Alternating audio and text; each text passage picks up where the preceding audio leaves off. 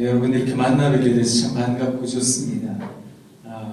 약간 좀 서로 간에 민망하기도 하고 좀 서먹하기도 하지만 우리 이 시간 서로 같이 좀 인사하도록 하겠습니다. 어떻게 인사하시는가 하면 사랑합니다 라고 인사하시는 겁니다. 같이 인사하겠습니다. 여러분 사랑합니다. 사랑합니다. 사랑합니다. 서로 참 친하신가 봐요. 제가 의도했던 말은 여러분들끼리 하시려는 게 아니라 저하고 다시 하도록 하겠습니다. 여러분 사랑합니다. 사랑합니다. 사랑합니다. 괜찮으세요? 네. 그러면 이제 앞에 옆에 계신 분들과 인사하도록 하겠습니다. 보고 싶었습니다. 보고 싶었습니다. 이거 꺼주셔도 좋을 것 같은데요. 요것만 읽고 같이 할까요? 우리 앞에 있는 말씀 하나 같이 읽도록 하겠습니다. 하나님이 지으신 그 모든 것을 보시기에 심히 좋았더라. 저녁이 되고 아침이 되니 이는 여섯째 날이니라. 아멘. 제가 여러분들에게 읽어드리려고 동시를 한두 개 가지고 왔는데요. 제가 왜 이런 동시를 읽고 있을까? 여러분 한번 가늠해 보시면 좋겠습니다. 제가 제일 먼저 읽고 싶은 시의 시인은 곽혜종 선생님이세요. 연세가 있으신데 이분 귀뚜라미라는 동시 쓰셨답니다. 선생님, 귀뚜라미가 왜 귀뚜라미인지 아세요? 한번 들어보세요. 귀뚜라미가 귀뚤 막힌 귀를 뚫어준다. 대모처럼 내 귀에 꽉 박힌 소리 귀뚤 말끔하게 뚫어준다. 우와 이야 좋으시죠? 네. 혹시 선생님 살아가시면서 못된 얘기 많이 들으셨어요? 니까지 게 뭔데? 별것도 아닌 게 아무짝에도 소용없는 게 그런 못된 이야기 귀에 못이 박히도록 들으셨는지요? 그것 뚫어내라고 우리 하나님께서 우리들에게 귀뚜라미를 주셨답니다. 우와 이야 지금 잘 따라오고 계세요? 잘 따라오시는 거지요? 아무래도 미심쩍어서 한 편 더 읽어드리겠습니다. 한민복이라는 시인이 있는데 이 시인이 우리 손가락에 대한 시를 적었어요. 우리 손가락이 대부분 다 10개인데 여러분 왜 우리 손가락이 10개인지 아세요? 이 시인이 이렇게 말을 합니다. 손가락이 10개인 것은 어머니 뱃속에서 몇 달을 있나 기억하려는 태양의 노력 때문인지도 모릅니다. 우와 이야 좋지요? 네. 여러분 우리가 엄마 뱃속에 있을 때 몇 달을 있나 기억하려고 이걸 손꼽아 세웠다는 겁니다. 한 달, 두 달, 세 달, 네 달, 다섯 달, 6달, 7달, 8달, 9달, 10달. 그래서 손가락이 10개인 채로 두 손 꼭 쥐고 세상에 태어나왔다라는 겁니다. 우와 이야 여러분들에게는 이 시가 참 좋게 여겨지시잖아요. 저는 신학교에서 가르치고 있습니다. 장로의 신학대학교라는 흔히 장신대로 알려져 있는 학교에서 가르치고 있는데 제가 몇 년 전에 이 시를 저희 학교 학생들에게 읽어줬더니 이 지성적이고 합리적이고 논리적인 친구들이 저한테 되묻더라고요. 그러면 칠삭동이는 손가락 7개, 8개는 지금 그런 얘기를 하고 있는 게 아니라고요. 분위기가 되게 많이 좋아져서 기분 좋아서 한 편 더 읽어드릴게요. 철은 조금 비보다는 눈이 더 반가운 그런 계절이긴 하지만 김기현이라는 시인이 비 오는 날이라는 동시 쓰셨답니다. 한번 들어보세요. 후두둑 작은 물방울 글씨로 촉촉이 답안지를 가득 메워 주룩 여기도 동그라미 저기도 동그라미 채점을 한다. 비 오는 날은 여기도 100점, 저기도 100점, 틀린 곳 하나 없이 사방이 동그라미, 모두가 100점이다. 우와, 야.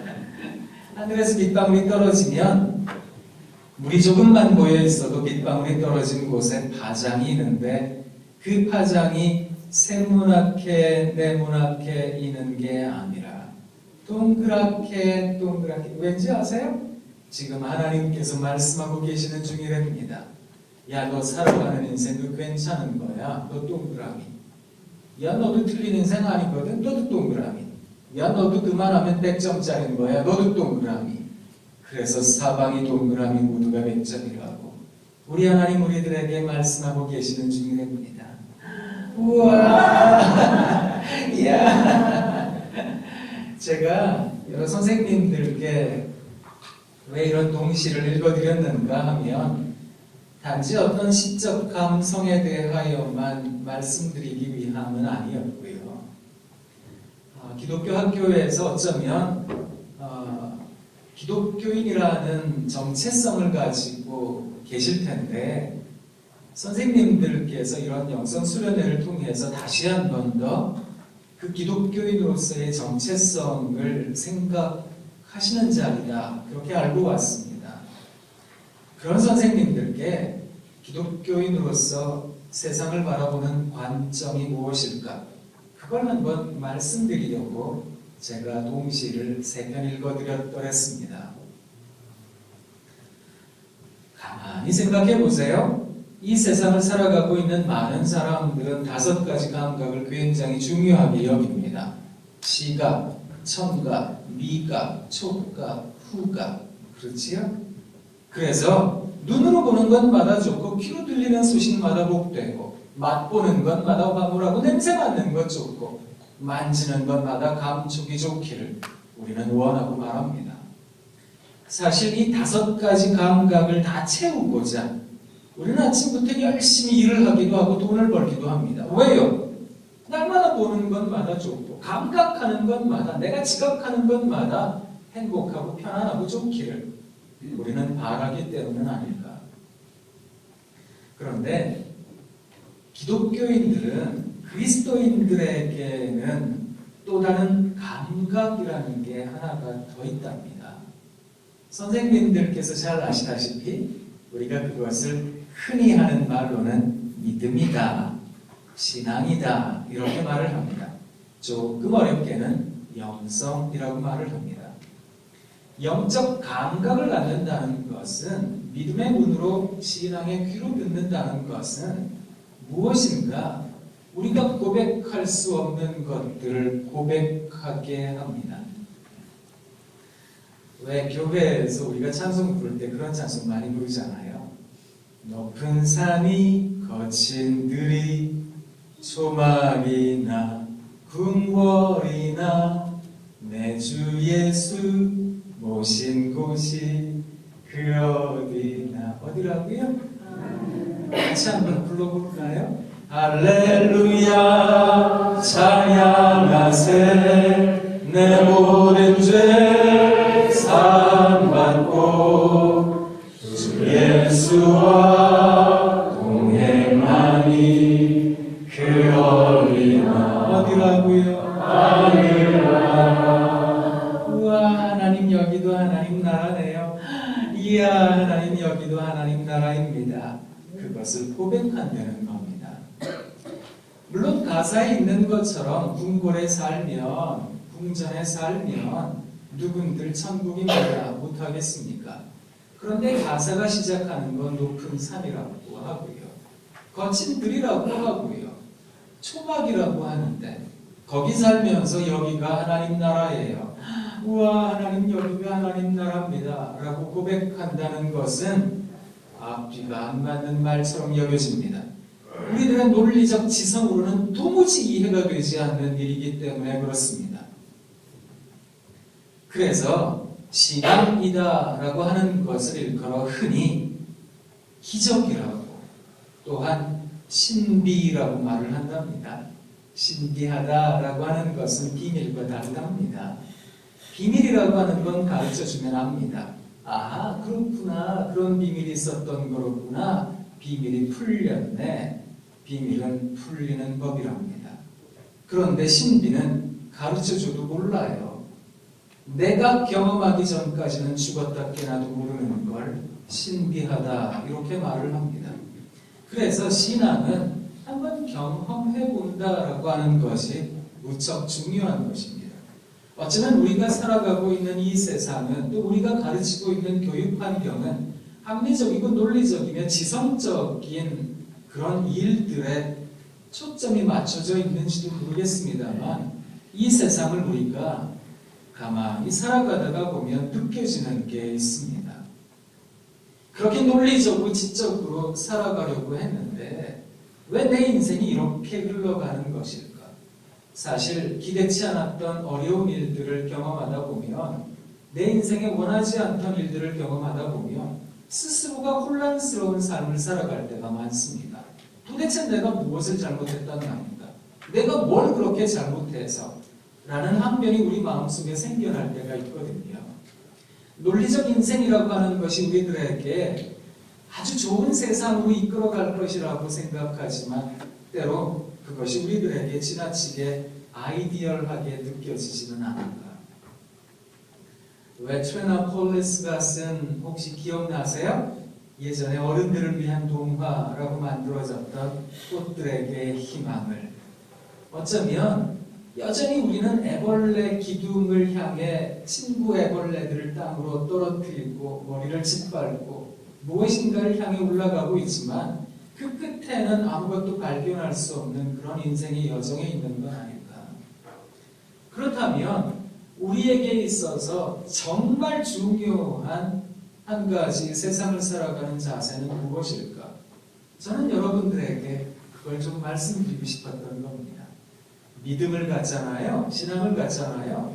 그러면 보이지 않던 것들도 보이고 들리지 않던 것들도 들리나 봅니다. 저장미꽃 위에 이슬 아직 맺혀 있는 그때에 귀에 으는 이 소리 들리니 주음성 분명하다. 주님 나와 동행을 하면서 나를 친구 삼으셨네. 우리 서로 받은 그 기쁨을 알 사람이 없도다. 제가 우리 테너 앞에서 이런 노래를 부른다니까 무척이나 용감한 일입니다. 여러분, 아직 새벽녘에 이슬이 사라지지 않은 그때에 가만히 들어보니 하나님 음성이 들리는 것 같더랍니다. 야, 괜찮다. 괜찮은 거야. 크게 들리는 것 같더라는 겁니다. 그래서 내게 주어진 이 평안과 기쁨을 누가 알 수 있을까?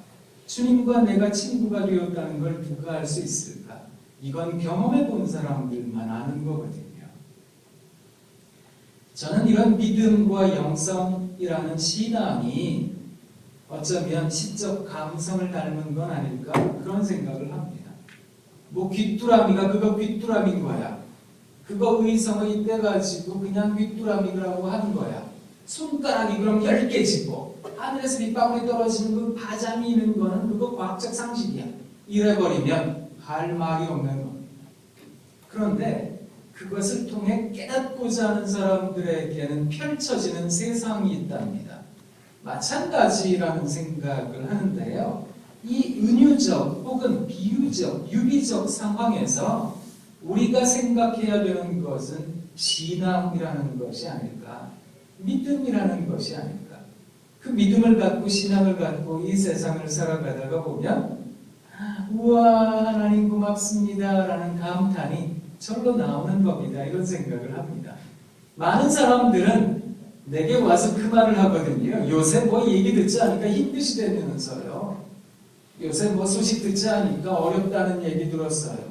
그런데 예수님 믿는 나는 뭐라고 고백하는지 아세요? 괜찮아요. 저 잘 지내고 있어요. 저요 하나님이 잘해주세요. 괜찮아요. 그러고 살아갈 줄 알더라 라는 것입니다. 어쩌면 우리가 지금 감각하고 지각하고 있는 것은 어쩌면 찌르는 듯한 통증일런지도 모르겠습니다만 내가 지금 살아가고 있는 나의 주변 상황은 나를 어렵게 하고 힘겹게 하는지도 모르겠습니다만 그것을 해석하는 나 말입니다. 그것을 바라보는 나 말입니다. 완전히 다른 방향으로 이것을 해석하고 바라보고 재구성하고 그렇게 재해석할 줄 알더라라는 것입니다. 이거 놀랍지 않으세요?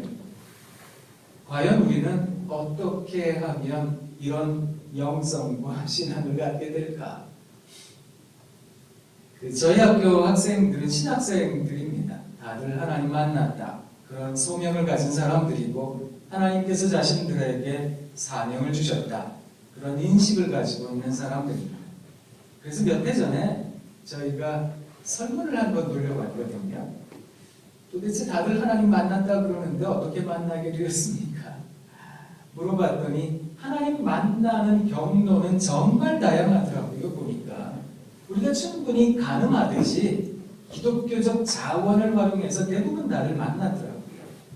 찬송하다가 기도하다가 성경 말씀 보다가 좋은 신앙서적 읽다가 부흥 집회 갔다가 금식하고 기도하고 기도원에 가서 부르짖다가 혹은 선교하고 구제하고 봉사하다가 하나님 만나게 되었어요 라고 고백하더라고요. 그런데 놀라운 건 뭐냐면 이게 완전히 기독교적 어떤 자원이 아닌데 그런데도 그런 방향을 통해 하나님을 만나기도 하더라고요.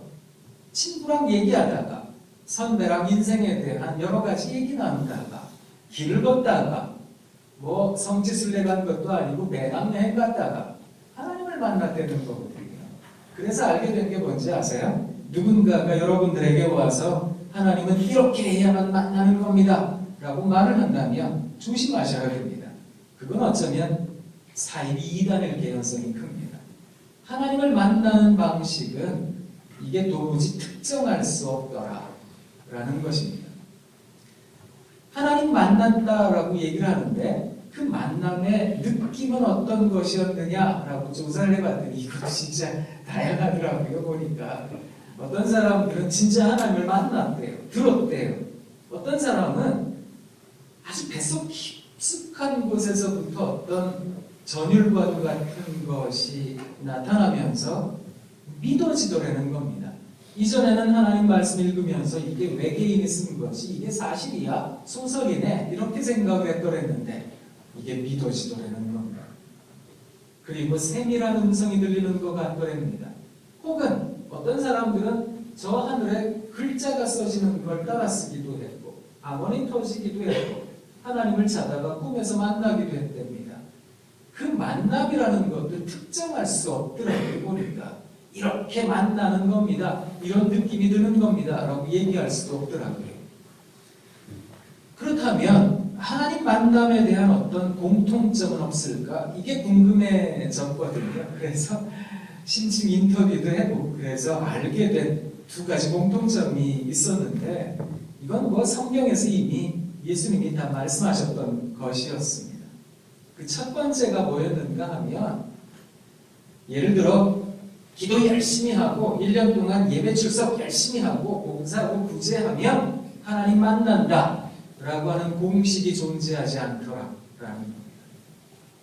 그런 점에서 하나님을 만날 때에는 요거 하고 그 다음 이거 하면 하나님 만날 거야 라는 것이 아니라 느닷없이 하나님을 만나더라는 겁니다. 느닷없다라고 하는 공통점이 하나가 있었고요. 또 두 번째 공통점은 뭐였는가 하면 이 사람들에게 하나님에 대한 갈망이 있었다, 갈증이 있었다라는 것이었습니다. 그러니까 그것이 하나님에 대한 원망이었든 하나님 도대체 살아계시긴 하신 겁니까? 이러실 수는 없는 거지요? 라는 불평이 되었건 아니면 하나님 제 부모님 좀 살려주세요. 하나님 우리 애기 좀 살려주세요. 그런 간절함이 되었건 하나님에 대한 갈증이 있었다는 겁니다. 이런 두 가지 공통점을 가지고 있는 사람들은 하나님을 만나더라고요 봅니다. 하나님에 대한 갈증을 가지고 살아갑니다. 그러다 보니 느닷없이 만났습니다. 이런 게 형성이 되던데요. 저희가 한 가지 중요하게 깨닫게 된 것은 사랑하는 선생님, 하나님에 대한 갈증을 가지시면 하나님께서 여러분들을 만나주실 겁니다. 그거였습니다. 그래서 선생님, 내 안에 어떤 신앙의 확신이 불분명하다라는 생각이 드신다면 하나님께 간절히 구하세요. 제가 말씀드리는 게 아니고요. 성경에서 예수님께서 말씀하셨습니다. 여러분들에게 성령을 선물로 주시겠다. 구하고 찾는 자들에게 하나님께서 주시겠다. 그것을 말씀하셨거든요. 이런 성령의 경험을 가지고 있는 사람들은 다시 말하자면 예수 그리스도 십자가의 은혜를 경험한 사람들은 이게 눈이 떠지는 경험을 하는 것 같거든요. 그래서 찬송가가 말을 합니다. 십자가 십자가 내가 처음 볼 때에 나의 맘의 큰 고통 사라져 오늘 믿고서 내 눈 밝아 참 내 기쁨 영원하도다. 솔직히 기쁨이 어떻게 영원할 수 있습니까? 기쁨이라는 단어는 내가 원하던 게 이루어져야, 내가 바라던 게 성취되어야 느껴지는 반응으로서 인간 정서 아니겠습니까? 그런데 사람이 어떻게 날마다 기쁘냐고요? 내가 원하는 게 날마다 어떻게 이루어지느냐고요? 그런 인생은 없는 거잖아요. 그런데 찬송가가 얘기하는 건 십자가를 바라보는 그 순간 눈이 떠진다는 거거든요. 이 눈이 떠진다라고 하는 것을 흔히 목사님들이 영안이 열린다 뭐 이런 얘기를 하는 겁니다. 믿음을 갖게 되고 신앙을 갖게 된다면 이건 도무지 고백할 수 없는 기쁨을 고백하게 됩니다. 여전히 눈에 눈물이 나는데 입에는 한숨이 터져 나오는데 가슴에는 큰 돌덩이 하나 있는 양 답답함이 느껴지는데 그런데 하나님 앞에서 십자가의 은혜를 발견할 때면 하나님 고마워요. 감사해요 하나님. 그것을 고백할 줄 안 되는 겁니다. 이걸 고백하는 사람들마다 눈이 떠진다 이런 개념을 말씀을 하는 건데요. 저는 여러분들에게 그런 기독교인으로서의 관점 하나를 지금 말씀드리고 있는 중입니다. 왜 이걸 말씀드리는가 하면 이게 우리 기독교인들에게 있어서는 굉장히 중요한 삶의 자세이며 관점이어야 하는데 특히 기독교사의 세상을 살아가는 자세여야 된다고 생각하는데 왜 그런가 하면 우리가 믿는 하나님께서 그런 하나님이시기 때문에 그렇다는 겁니다. 조금 전에 우리가 말씀을 같이 읽었는데 하나님께서 천지를 창조하시면서 우리를 지으시고 보시기에 어떠하셨다고요? 좋아하셨다는 겁니다. 그때 좋아하셨다라고 하는 히브리어 구약 성경은 히브리 말로 기록되어져 있잖아요. 그 히브리어가 뭐냐 하면 토브입니다. 초등학생들 같기는 하지만 한번 따라해 보도록 하겠습니다. 토브. 자, 이 단어의 뜻을 또 가르쳐 드릴 테니까 이제는 또 따라해 보세요. 두 눈을 뜨고 동그랗게 떠보세요. 한번 다 떠보세요, 선생님. 다 뜨셨어요? 다 떠보세요. 자, 이제 이때 찢어보세요. 이 민망한 얼굴을 가지고 옆에 있는 선생님을 바라보면서 감탄하도록 하겠습니다. 우와, 이야. 이게 뭔지 아세요? 우와, 이게 히브리 말로 토브라는 말이고 이 단어는 일종의 표현을 뜻하는 의태어여서 여러분 이 단어가 구약 성경 곳곳에 기록되어져 있는데 이 단어가 이렇게도 번역되고 저렇게도 번역되었는데 왜냐하면 이것을 특정할 수가 없기 때문에 그렇습니다.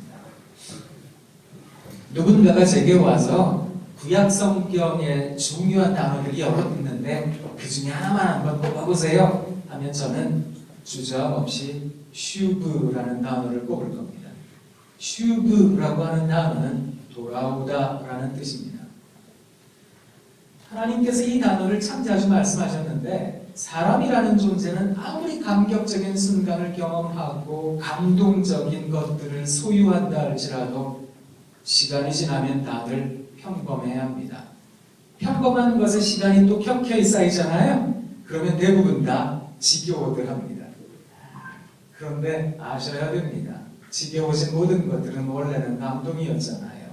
그 감동을 잃어버려서는 안 되는 건데 어떠세요, 선생님? 오늘 아침에 일어나셔서 우와 하나님 고맙습니다. 이렇게 좋은 날 주셔서 이야 감사합니다 하셨습니까?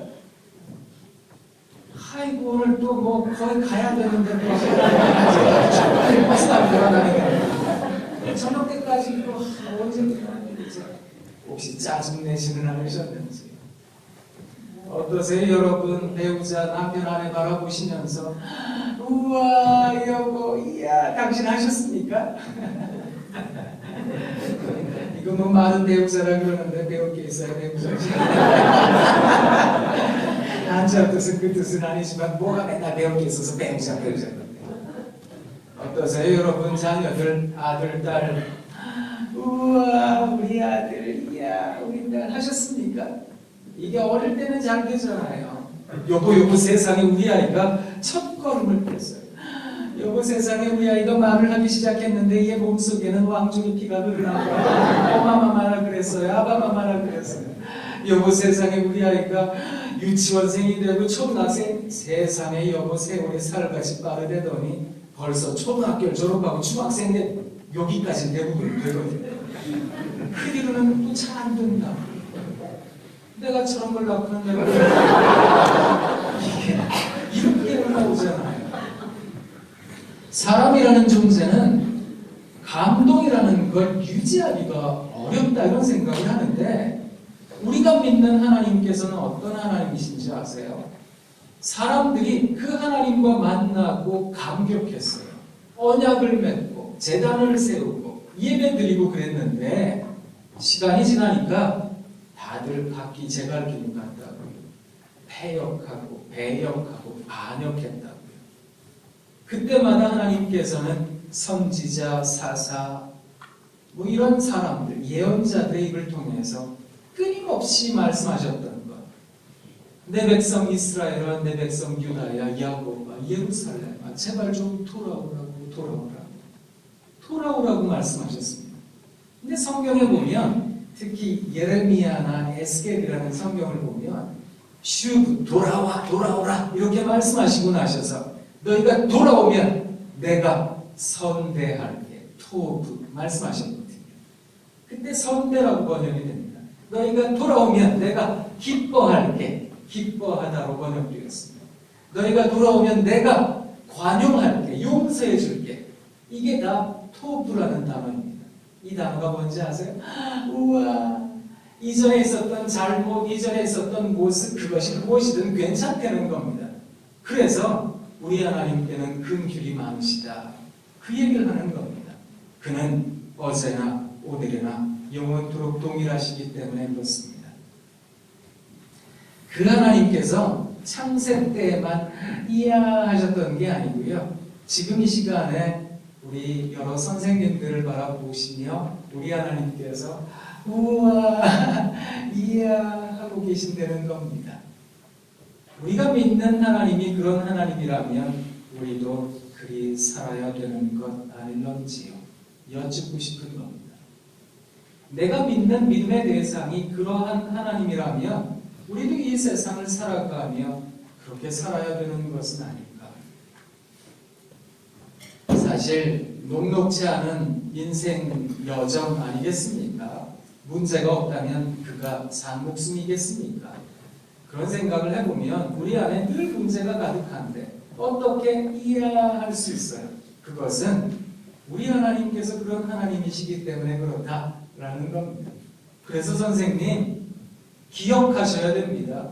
내가 믿는 하나님이 그런 하나님이시니까 내가 그런 삶을 살려고 한다면 내게 시적 감성이라도 있든지 혹은 내 옆에 있는 사람에 대하여 섬세한 마음이라도 갖든지 눈치라도 보시라는 얘기입니다. 나 잘 되자고 보는 처세짓을 처세술 말고요. 내 옆에 있는 사람 배는 골치 않았을까? 저 사람 아프지는 않을까? 그것에 대한 눈치 말입니다. 이런 눈치를 배려라고 하는 겁니다. 그런 인간적 배려라도 있든지 그렇지 않다면 살아가는 선생님 믿음을 구하셔야 됩니다. 하나님 왜 제 눈에는 부정적인 것에 대하여 부정적인 인식만 갖고 내 눈에는 힘든 것에 대하여 절망만 갖습니까? 그렇다면 선생님 어쩌면 그 리트머스 시험지 같은 측정으로 스스로에 대하여 다시 한 번 더 돌이켜보시면 어떨까? 이렇게 멀리까지 오셨으니까 이곳에서 오셔서 이곳저곳 다니시면서 감탄 많이 하세요. 우와, 그런 시적 감성을 가지시든지 혹은 내 옆에 있는 선생님 힘들지는 않을까? 이거라도 하나 도와줘야 되겠다. 그런 인간적 인식이라도 가지시든지 혹은 오늘 저녁에 하나님께 조용히 무릎 꿇고 하나님 저를 만나주세요. 그런 영성을 가지시기를 부탁드린다는 겁니다. 제가 왜 그런 말씀을 드리는가 하면 선생님들께서 다 양육하고 누군가를 교육하시는 분들이시잖아요. 저는 사실 여러분들 앞에 서서 강의하기에는 조금 부족한 사람입니다. 왜냐하면 저는 전공 분야가 교육 분야가 아니고 저는 상담 가르치는 사람이거든요. 그러나 저도 저희 학교에서 2004년부터 가르쳤으니 10년이 조금 넘었습니다. 학생들을 만나며 제가 가지고 있는 아주 중요한 주제 하나는 변화였습니다. 또 사람 만나며 뭐 좋은 얘기도 한두 번인데 항상 나쁜 얘기 듣는다고 한번 생각해 보세요. 저를 만나는 사람들마다 다들 죽겠다고 하거든요. 늘 죽겠다고 말을 합니다. 어떻게 하면 그래도 한번 살아볼게요 하게 할 수 있을까? 어떻게 하면 그래도 한번 그래도 이 어려운 문제를 달고라도 이런 것들과 함께라도 살아볼게요 하게 할 수 있을까? 그건 제게 너무너무 중요한 주제였거든요. 제가 깨닫게 된 것 한 가지가 있습니다. 저는 자살 예방학회에서 일을 했는데요. 하도 오해를 많이 받아서 학회 이름도 바꿨어요. 자살 예방학회인데 하도 자살학회에서 일을 한다고 그래서 예방학회인데요. 그래서 생명문화학회 뭐 이렇게도 바꾸기도 했는데요. 우리가 잘 알고 있다시피 OECD 국가 가운데 부끄러운 우리들의 자화상 하나는 자살률이 꽤나 높다는 겁니다. 이거 몇 년째 1등 했던 거거든요. 하루 몇 명 자살하는지 아세요? 통계청에도 나와 있습니다만 저희가 조사한 바로는 하루 38명에서 40명 자살합니다. 오늘도 그만큼 많은 사람들이 세상 떠나려고 했고 실제로 세상 떠났을 겁니다. 자살을 시도했다가 정말 하나님께서 잘해주셔서 목숨 건진 사람들에게 저희가 물어봤거든요. 왜 자살 시도했습니까? 이유는 진짜 여러 가지였어요. 그런데 이 사람들에게도 공통적인 정서 하나가 있더라고요. 그게 뭐였는지 아세요?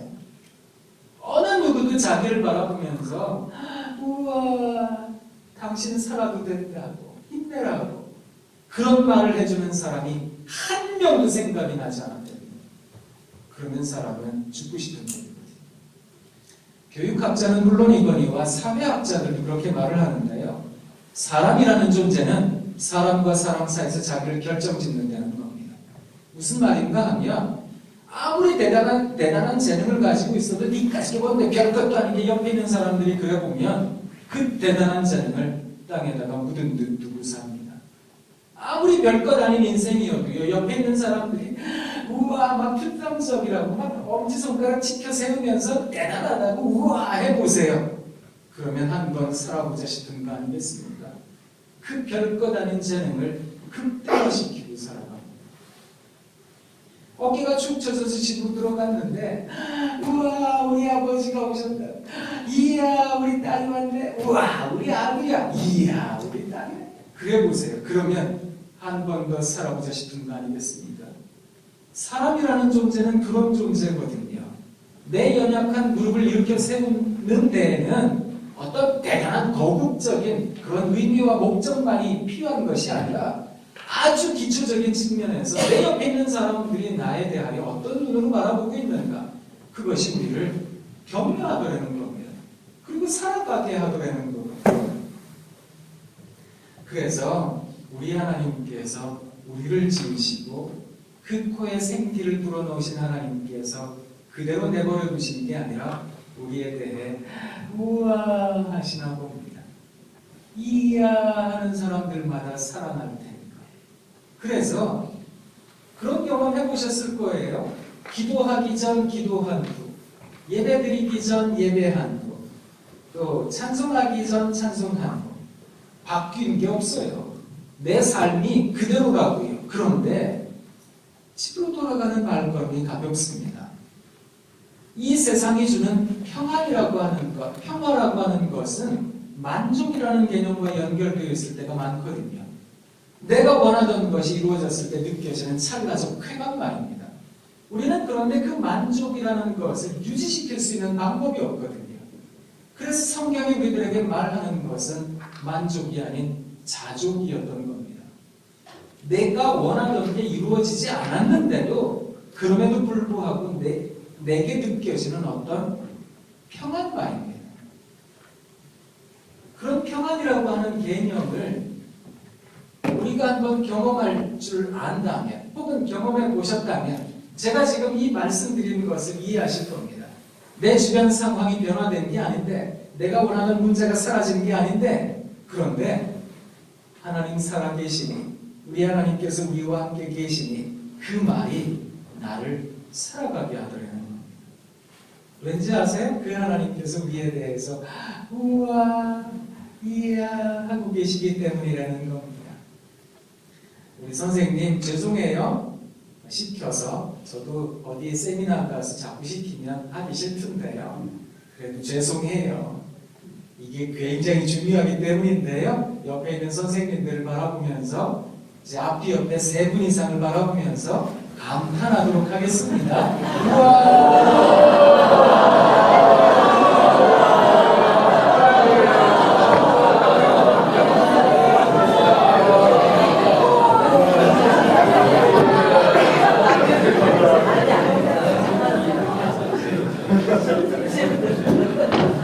저는 우리나라 아이들이 제일 살고 싶어하는 동네에 살거든요. 서울 도봉구 방학동 사는데 저희 동네는 날마다 방학인데 저희 집에서 조금 한 10여 분 걸어가면 중남천이라고 이렇게 천이 하나 흐르는데 그 옆에서 걷는 거 저는 좋아하거든요. 몇 년 전 일입니다만 막 열심히 걷고 있는데 제 뒤에 아주머니 2분이 따라걷기 시작했습니다. 근데 이 아주머니들 가운데 한 분이 맺힌 게 많으셨나 봐요. 남편 욕도 하고 애들 욕도 하고 그랬어요. 전 처음에 무슨 얘기인지 못 알아들었는데 막 남편 욕하는 그런 아주머니 말고요. 그 옆에서 따라 걷는 친구 아주머니. 저는 처음에 그 친구 아주머니가 친구가 아니라 아르바이트하는 분인 줄 알았어요. 이분의 리액션이 얼마나 화려했는지 아세요? 맺힌 게 많은 아주머니가 남편 얘기했더니 어머나 세상에 그러면서 막 어떻게 그럴 수 있느냐고 막 자기가 더 열났어요. 그래서 자기 남편 욕을 막 하기 시작했어요. 애들 얘기를 했더니 그놈의 자식들은 다리 멍게를 뿜지도 않아요. 이 아주머니가 더 열받았어요. 그래서 이 맺힌 게 많은 아주머니가 점점 음성이 커졌어요. 그래서 앞에서 걷고 있는 제가 다 알아들었다니까요. 제가 무슨 생각했는지 아세요? 저 맺힌 게 많은 아주머니는 지금 풀고 계시네. 보세요. 속풀이요, 한풀이요, 분풀이요, 화풀이요. 게다가 운동까지 곁들이고 계시니 댁으로 돌아가는 발걸음이 얼마나 가벼우셨겠어요. 그런데 그 아주머니요, 댁에 가도 그 남편이 그래도 중요한 게 뭔지 아세요? 운동을 했어요. 이것도 좋은 하나의 정화작용이 되기도 하겠지만 아주 중요한 요인 가운데 하나는 왜 그 아주머니가 살아갈 힘을 얻을까? 그건 아무래도 친구라는 생각을 하거든요.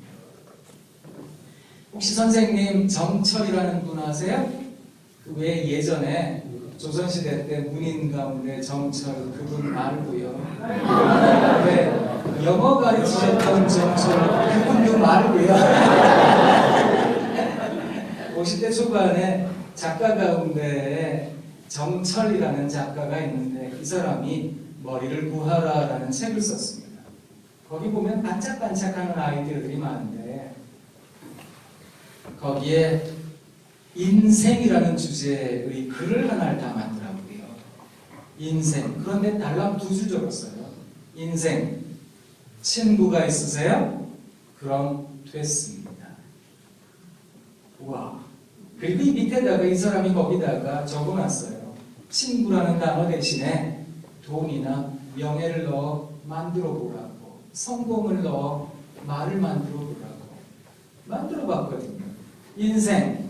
돈 좀 버셨습니까? 그럼 됐습니다. 이거 영 비아냥거리는 것 같아요. 인생 성공하셨습니까? 그럼 됐습니다. 이것도 적잖이 마음이 시원치가 않았습니다.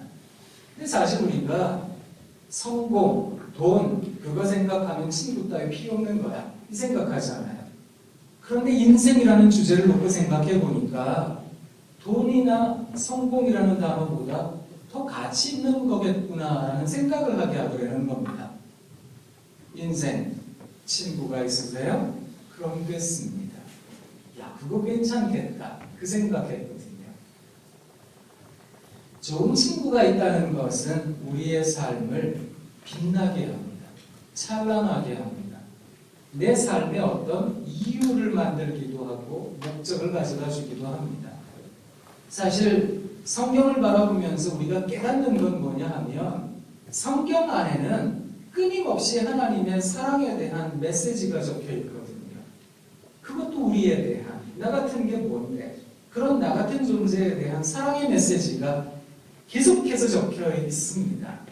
예수 사랑하심은 거룩하신 말일세 우리들은 약하나 예수 원세만도다. 날 사랑하신 날 사랑하신 날 사랑하신 어디에요?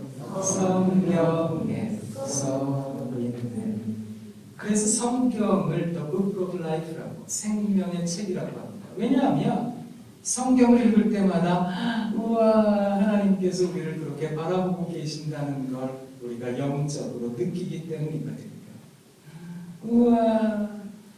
그래서 하나님께서 나를 그렇게 바라보시니까 내가 받은 이 풍성함을 누군가의 풍성함을 위해 나눠줘야 되겠다 이런 생각을 하는 겁니다. 그래서 내 마음에 안 들지만 속은 상하지만 우와 이렇게 바라보는 거거든요. 선생님 이제 한번 상상해 보세요. 이제 다 교직원 연수 다 끝나고 내일 또 하룻밤 주무시고 내일 순서 다 마치고 이제 다시 대구로 군산으로 돌아가시잖아요. 자 이제 상상해 보세요.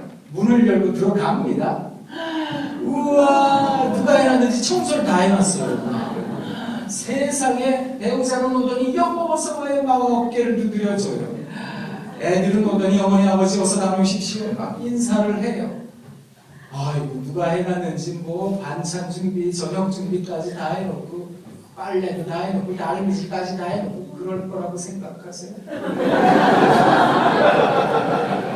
이런 건 그냥 상상인 거잖아요. 이런 상상을 정신병리학에서는 망상이라고 합니다. 우리들의 현재가 뭔지 아세요? 자 이제 모든 순서 다 끝나고 대구로 돌아가십니다. 문을 열고 들어갑니다. 난장판이 애들은 이래 뛰고 저래 뛰고 싸우고 난리가 나고 대구자는 왜 이렇게 늦게 왔느냐고 막 소리 지르고 자기 혼자만 좋은 데 갔다 또 저녁 준비해야 되고 빨리 해야 되고 다림질 해야 되고 그럴 때 어떻게 하시라고.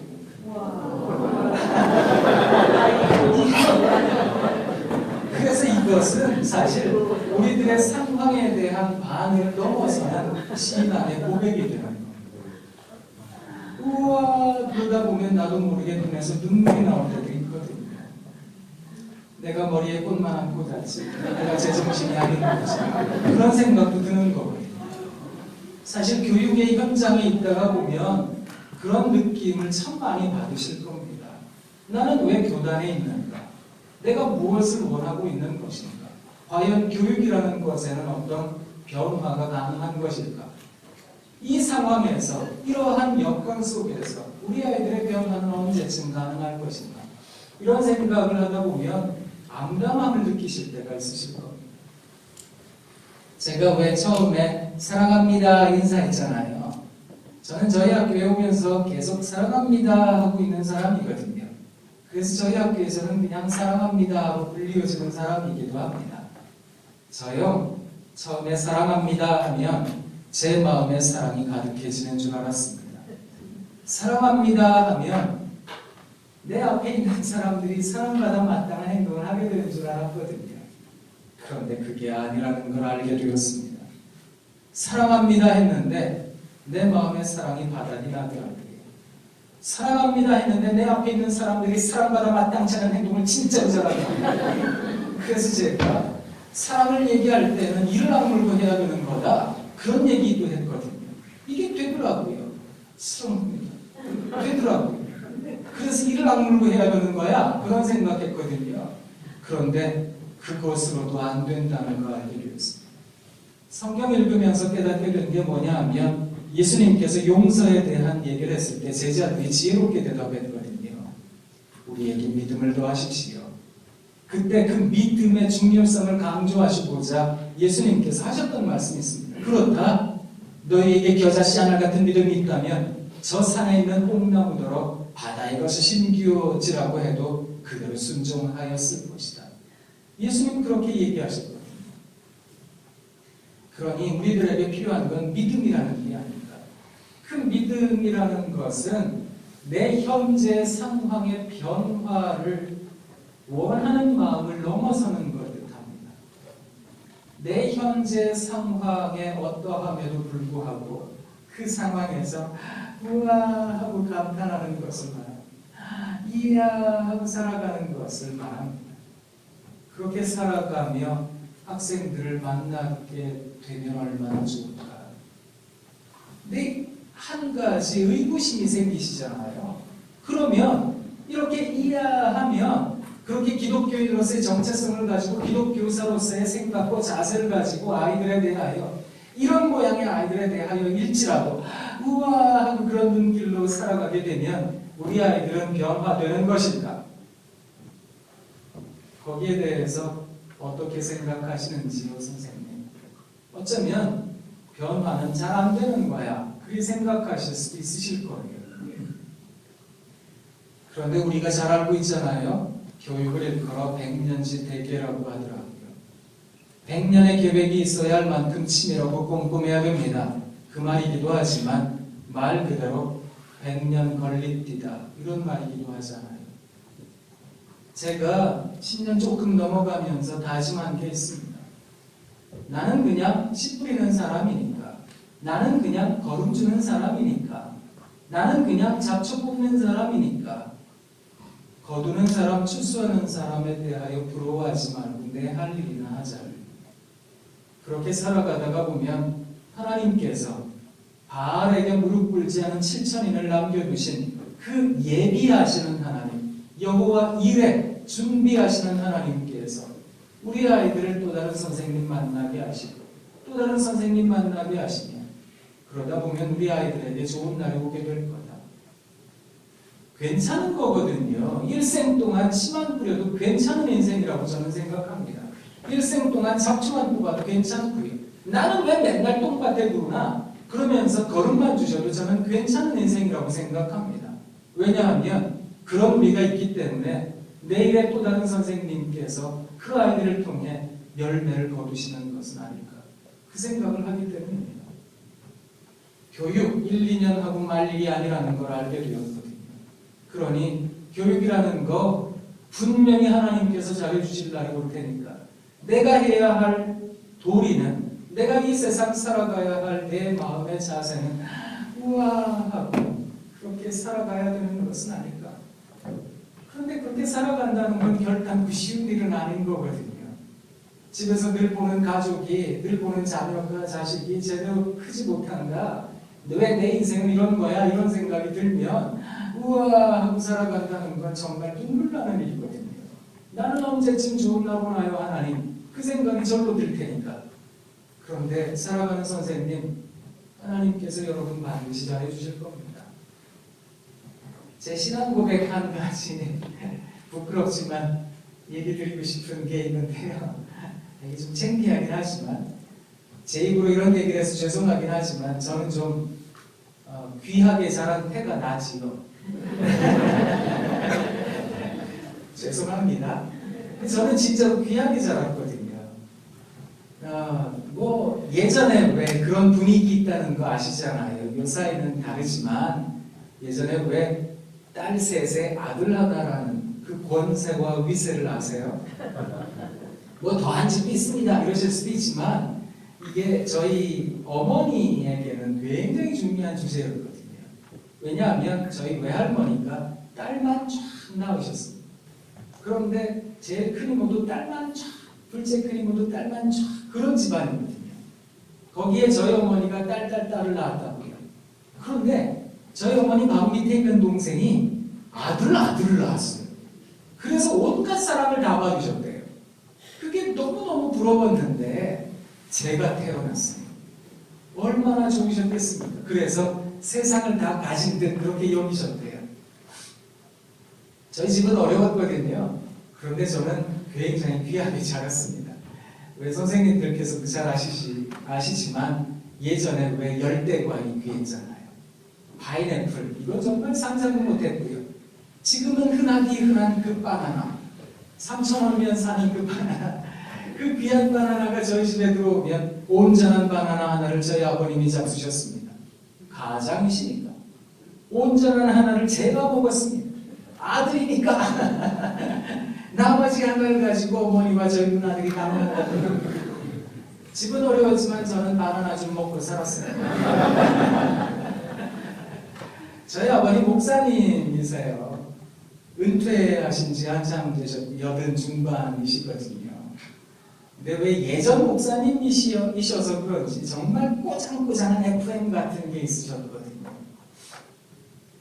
어디 목사가 성경 가방을 들고 뒤를 돌아보느냐, 이게 저희 아버님 늘 하셨던 말씀입니다. 그래서 집을 안 돌보셨거든요. 저희 아버님 젊으셔서는 천막교회부터 해가지고 교회 개척을 여러 하셨어요. 이 마을 저 마을 천막교회에서 저도 기억나는데 예전에는 흙으로 벽돌을 치웠잖아요. 그래서 예배당 건물을 세우고 이렇게 마루를 깔고 왜 일본 말로 자부동 하는 방석을 깔고 조금 지낼만 하면 저희 아버님이 짐 싸라 그러셨습니다. 그럼 또 짐 싸서 다른 마을로 가는 거였거든요. 어렸던 저도 이해가 잘 안 됐는데 저희 어머니는 어떠셨겠습니까? 그런데 진짜로 순종적이셨어요. 그렇게 살다가 너무너무 어려워서 저희 어머니가 어렸던 제 손을 붙잡고 이 귀한 아들 잊어버릴까봐 이 아들은 붙잡고 누나들은 집에 놔두고 시외버스를 타고 저희 큰아버지 집에 갔다고요. 보은에 있거든요. 제가 어렸을 때 기억나는 그 버스요. 어른들이 언덕바지에는 밀어야 올라가는 버스.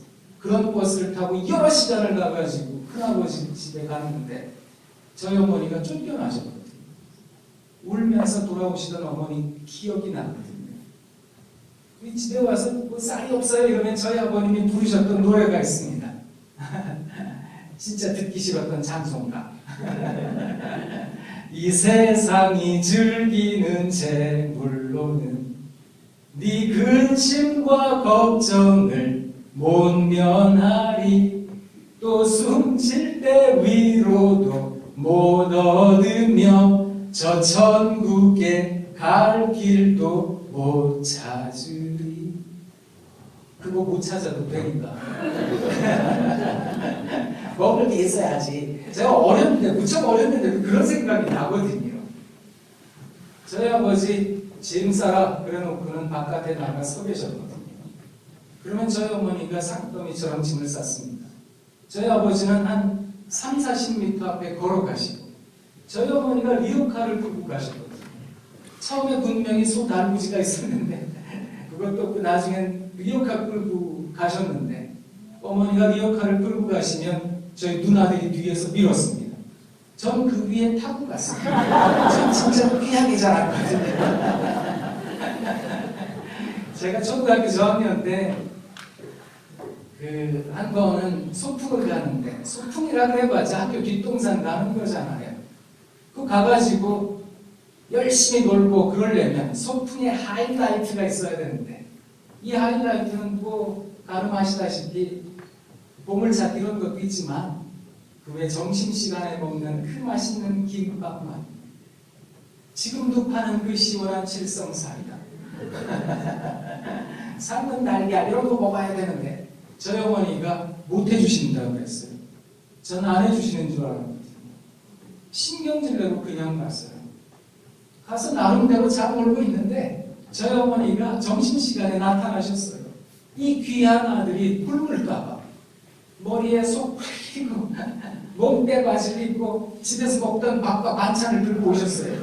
그냥 오기 뭐하니까 선생님들 자식이 한다고 김치전을 한가득 해가지고 오셨어요. 제 이름 부르고 다니셨거든요. 사람 가서 제가 얼마나 창피했는지 아세요? 여기도 도망다니고 저기도 썰고 제가 왜 그 말씀을 드리는가 하면 몇 년 전에 저희 큰애가 대학 다 떨어지고 재수를 하는데 얘가 저한테 그러더라고요. 아빠 머리 좀 식히려고 시골에 좀 갔다 올게요. 전 속으로 생각했거든요. 머리 좀 그만 식히지. 그러니까 제가 또 고속버스 터미널에 태워줬어요. 태워주면서 야 뭐 너 알아서 가라 그러면 될 일인데 그날따라 저희 어머니가 이 못난이들에게 해주셨던 환호가 생각이 났어요. 그래서 제가 이제 차를 주차장에다 대고 그 자리에 용돈도 주고 먹을 것도 주고 이제 창가에 앉았어요. 고속버스 높잖아요. 이렇게 창가에 애가 앉아있는데 제가 바깥에서 저희 어머니가 해주셨던 열정적인 환호가 이야 잘했다 우와 그랬더니 얘가 숨었어요. 얘가 안 나타났어요.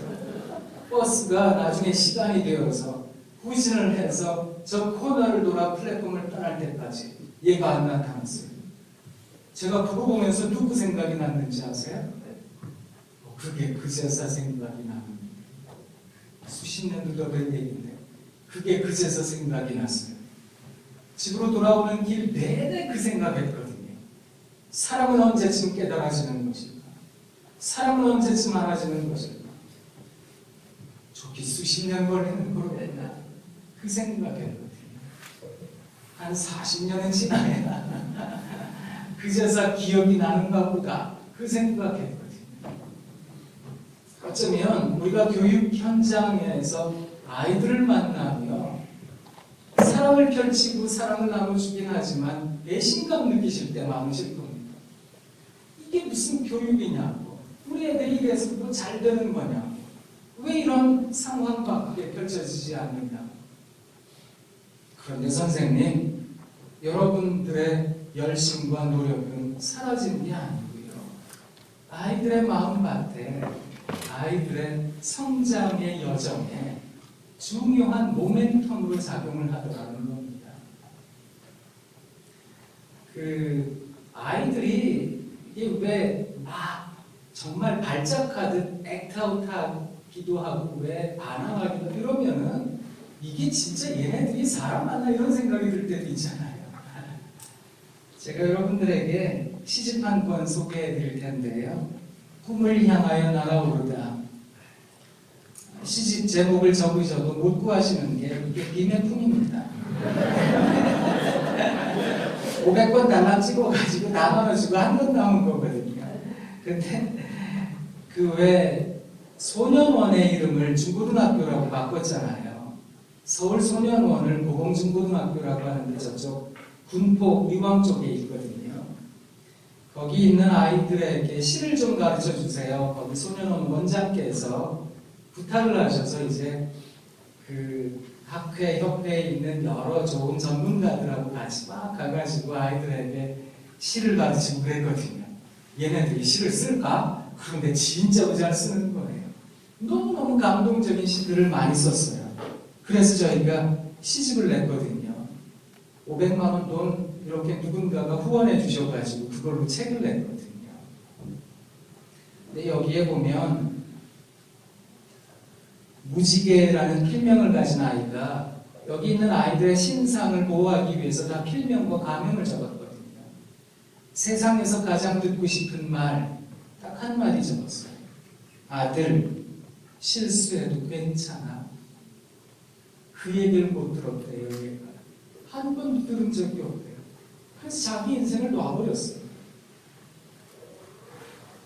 이 아이들 중에 강냉이라는 애가 있는데요. 얘가 위로라는 말을 적었어요. 시를 적었는데 많이 힘들어, 너무 우울해, 고민 있어요. 애들이 생각하는 위로가 뭔지 아세요? 자기가 얘기한 것에 대해서 답변을 주려고 하는 게 아니라, 자기가 얘기한 것에 대해서 어떤 처방을 내리려고 하는 게 아니라, 판단하려는 게 아니라, 자기가 얘기한 것을 그냥 되물어만 봐줘도 위로가 된다는 얘기거든요. 근데 부모님들이 애들이 예를 들어서 많이 힘들어. 그럼 뭐라 그러세요? 나는 죽었겠다. 내가 너한테 뭐 공부하라 그러지. 내가 너한테 직업을 가지고 돈을 벌어 그래. 내가 너한테 뭘 원하니? 어떤 애들은 세상에서 공부가 제일 싫어된다. 이래서 막수까지 잖아. 너무 우울해. 뭐라 그러세요? 이게 후광이 가지고 막수까지 잖아. 위로를 못 받는 거거든요. 어쩌면 우리가 만나는 아이들이요. 학교에서라도 선생님께서 우와, 이야, 우와. 그것이 아이들의 마음에는 오랜 기간 동안 남는가 봅니다. 블링크라는 책이 있는데요. 그 책 저자가 머릿속에서 자꾸 뺑뺑거리고 돌아다니고 있긴 한데 나중에 한번 찾아보세요. 우리말로도 번역되었거든요. 블링크라는 책의 저자가 이 사람이 눈 한번 깜빡하는 순간에 모든 인상을 결정짓는다. 이걸 얘기한 학자가 사람의 마음에 지워지지 않는 인상을 갖게 하려면 세 가지를 채우래요. 첫 번째, 똑같은 말과 행동. 두 번째, 진심을 담아서. 세 번째, 40시간을 하래요. 그러면 그 사람의 인생에 지워지지 않는 뼈의 새기는 무엇인가가 남게 된대요. 인상이 남게 된다는데요. 그래서 선생님, 아이들을 만나실 때, 여러분 댁에서 혹은 학교에서 학생들을 만나실 때 똑같은 말과 행동을 진심을 담아서 40시간만 채우시는데요. 이 40시간은 연속한 40시간이 아니라 누적된 40시간이거든요. 그러니까 누적된 40시간이라는 개념을 채우시려면 1년에 한 번 하시면 안 되고요. 이게 거의 매주 하셔야 된다. 이런 말이기도 하고, 가급적이면 하루나 이틀 내에 한 번은 꼭 하셔야 된다. 이런 말이기도 하거든요. 그걸 해서 오늘 예를 들어 1분 했다. 그 다음날 1분 했다. 이런 것들이 이제 40시간이 채워지면 지워지지 않는 인상이 생겨나더라는 겁니다.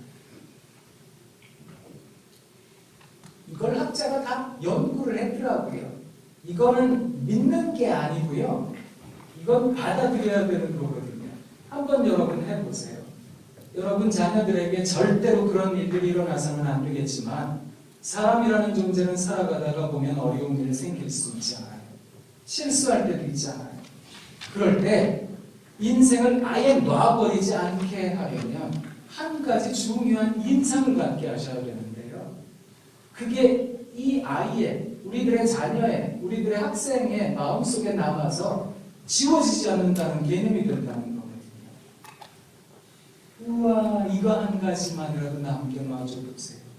사랑한다. 우와, 진심으로 하시라고. 비아냥거리시지 마시고 아이고 진심으로 하셔야 된다는 거예요. 그렇게 진심으로 40시간 채워지잖아요. 1년 내내 한 가지만 한번 해보세요.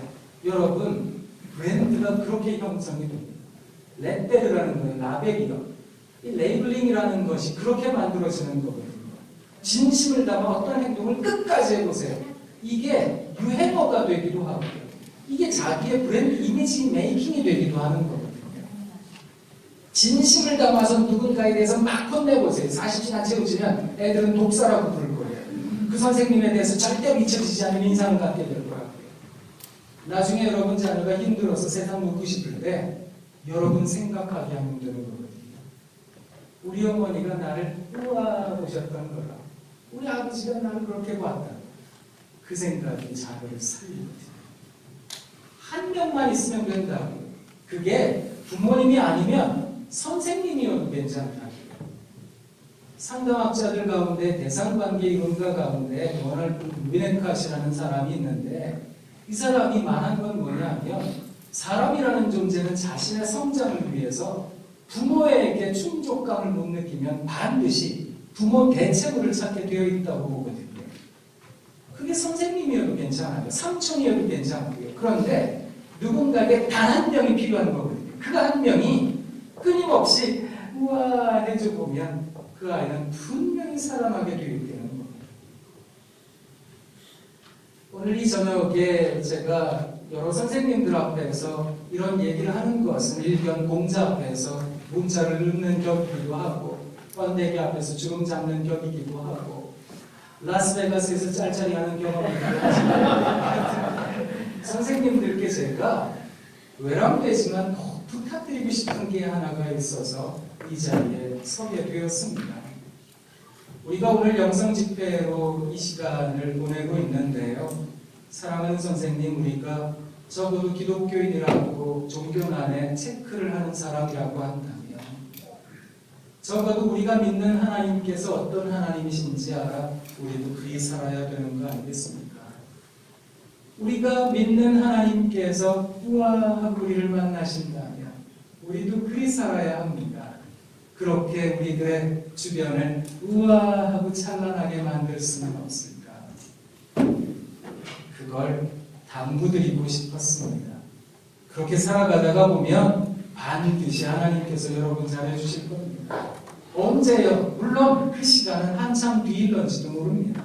그런데 아까도 말씀드렸다시피 하나님을 만나는 것처럼 느닷없이 그 시간이 앞당겨 올 수도 있습니다. 그러니 하나님께서 이리 되었건 저리 되었건 다 잘해주실 테니까 사랑하는 선생님 아이들에 대하여 우와 그 마음 한 가지 다시 한 번 더 회복하시고 돌아가시면 좋겠습니다. 학교에서 오랜 시간 계신 선생님들께서는 우와 한다는 것에 대해서 절망하시는 분들도 많으실 거예요. 그런데 이 시간 그저 외람되지만 한 번 더 말씀드리고 싶었습니다. 못난이 만두 이야기라는 책이 있는데요. 여기 있는 책 내용 가운데 한 부분만 읽어드리고 마칠게요. 못난이 만두 이야기라는 이 책은 이철환이라는 작가가 적었는데 이 이철환이라는 작가는 되게 좋은 사람이에요. 교회 집사님이기도 하고요. 제가 사는 동네 바로 옆 동네에 쌍문동이라고 있거든요. 그 동네에 살기도 하는데요. 이철환 작가가 유명해진 것은 선생님들께서 아시다시피 연탄길이라는 책을 써서입니다. 책이 세상에 이분 쓴 책이 몇 권 있는데 책이 600만 권 이상이 팔렸대요. 우와, 이 출판 남은 시대에 600만 권. 사실 10,000권, 20,000권만 팔려도 많이 팔렸다 이거거든요. 그런데 600만 권. 저한테 그러더라고요. 목사님, 저 600만 부의 사나이라고 불러주세요. 인세 엄청나게 벌었겠죠? 근데 왜 아직도 쌍문동 사느냐고요?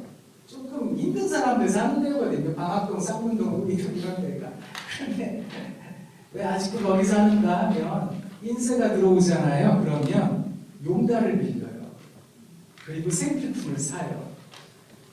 방학동 중에도 더 못 사는 동네 방학내동, 안방학동이라고 있는데 거기 우이동, 쌍문동 다니면서 이걸 던져놓고 와요. 거기에 메모를 적는데요. 뭐라고 적는지 아세요? 산타는 12월 달에만 일하는 거 아니에요. 5월 달에 일해요. 7월 달에 일해요. 이러고 던져놓고 오는 분이거든요. 이분이 당신과 나는 들꽃이 되면 좋겠습니다 라는 글을 적었답니다. 한번 들어보세요. 저도 김밥 좋아하는데 선생님 김밥 좋아하세요? 저도 오늘 저희 학교에서 입학 예배가 있어서 이제 신입생들 만나고 하루 종일 바쁘게 지내다가 여기 오느라고 이제 생각나는 게 김밥이어서 김밥 한 줄 사들고 이제 오면서 먹었는데 여러분들 김밥 좋아하세요? 네. 근데 이 작가가 이렇게 말을 합니다. 그런데 말이죠. 김밥 속이 화려해지면 화려해질수록 김밥은 빨리 상해버린다 라고 합니다. 신기하게도 사람 사는 것이 꼭 김밥 속 같습니다. 삶이 화려해질수록 그 사람의 영혼도 빨리 상해버리니까요. 화려해지고 높은 곳에 오를수록 사람들은 낮아질까봐, 초라해질까봐 늘 불안해하니까요. 당신과 나는 항상 최고가 되겠다고 생각하지 않으면 좋겠습니다. 모든 사람들에게 박수만 받겠다고 생각하지도 말고요. 꿈이 너무 많은 사람은 행복해질 수 없으니까요. 불 하나를 켜면 별 하나가 멀어지니까요. 우와, 이거 표현 되게 좋죠. 불 하나를 켜면 별 하나가 멀어집니다. 이런 건 좀 외우고 다녀야 사람이 좀 기뻐 보이는 꿈 때문에 당신이 너무 아파하지 않으면 좋겠습니다. 당신을 위해 나도 조용히 불을 끄겠습니다. 당신과 나는 들꽃 같은 사람 되면 좋겠습니다. 꽃을 피워야만 사랑받는 장부도 되지 말고 언제 꺾일지 몰라 불안해하는 백합도 되지 말고 있는 듯 없는 듯 소리 없이 피고지는 들꽃 같은 사람 되면 좋겠습니다. 불어오는 바람에도 아름답게 흔들릴 줄 아는 들꽃, 아무 곳에서나 피어나지만 아무렇게나 살아가지 않는 그런 들꽃 말입니다.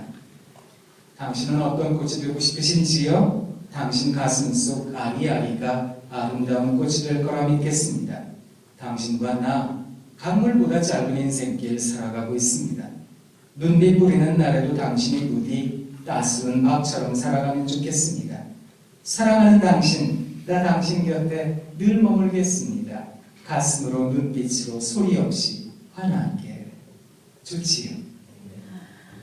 저도 그렇게 살아가고 싶은데요. 너무 조명이 내게 집중이 되는 것보다 내게 집중되는 조명을 끄고 내 앞에 있는 아이들에게 조명이 가르칠 수만 있다면 뭐 들꽃처럼 살면 어때요? 나는 어차피 장미로 태어난 게 아니고 백합으로 태어난 게 아니고 난 그냥 들꽃인데 소리 없이 피고지는 들꽃 말입니다. 아무런 곳에서나 피어나지만 아무렇게나 그런데 살아가지는 않습니다. 그런 자존심 갖고 살거든요. 그렇게 살아가는 것만으로도 선생님, 그 이름이 괜찮은 거다. 그 생각을 해봅니다. 선생님으로 살아간다는 건 빛도 없이 이름도 없이 그냥 아이들 마음에 녹아내려지는 거다. 그 생각하거든요. 결국 우리는 잊혀져야 될 존재들일 테니까. 우리는 사라져야 될 존재들일 테니까. 여러분은 그런 생각 안 드세요? 해마다 저희 학교에서도 졸업식이 있는데 졸업하고 정말 밀물처럼 왔던 사람들이 썰물처럼 왕 나가고 나면 뭔가 좀 허전하지 않으세요? 빈 교정에 이렇게 있다 보면 또 물론 신학기가 되면 아이들이 또 오겠지만 마음 한편으로는 이런 일들이 도대체 어떤 가치가 있을까 눈물 나는 그런 때도 있지만 선생님 아이들의 마음에 우리는 남게 될 거다 그 생각을 합니다. 그리고 우리들 가르친 아이들이 나중에 뭐 실수할 거 있으면 조금 적게 실수하고 잘하는 일이 있다면 더 많이 잘할 수만 있다면 그걸 우리가 하는 일이 잘한 건 아닐까. 하나님 앞에서 잘했다 칭찬받는 우리가 되지 않을까 싶습니다. 결국 달란트는 얼마나 가졌느냐의 문제가 아니라 활용에 있기 때문입니다. 뭐 나는 5달란트, 아니 2달란트, 아니 1달란트, 아니 뭐 100데나리온, 아니 5데나리온이라도 괜찮습니다. 저요 그거 가지고 우리 아이들 잘 먹였습니다. 하면 그걸로 하나님께서 야 너 착하고 충성된 거야 그렇게 말씀해 주시지 않을까 그리 믿습니다. 여러분 사랑합니다. 사랑합니다. 사랑합니다. 우와. 제가 저희 학교에서 경관교육처장으로 일을 하는데요. 저희 학교 예배를 다 맡고 있거든요. 저희 학교는 매일 예배를 드리는데요.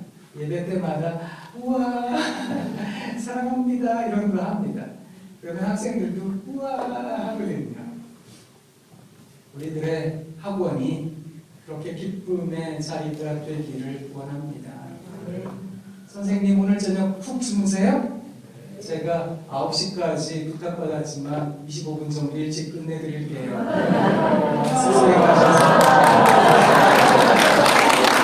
제가 또 언제 또 여러분 만나 뵙겠습니까? 그냥 찬송인 하나 더 불러드리고 가실게요. 평화 하나님의 평강이 선생님들께 넘쳐나기를.